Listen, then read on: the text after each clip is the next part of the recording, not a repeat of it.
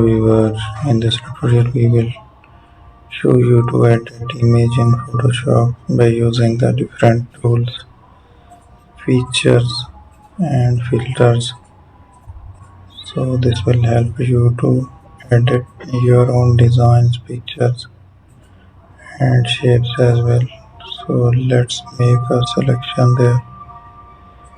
We will go to the camera raw filter, make the addition, add some exposures, contrast as well.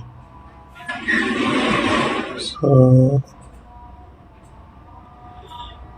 we have to add a filter again there.